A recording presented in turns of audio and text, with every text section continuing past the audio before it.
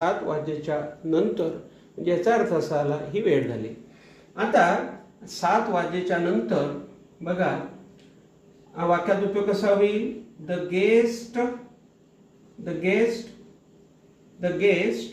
Arrived. The guest arrived म्हणजे पाहुणा आला.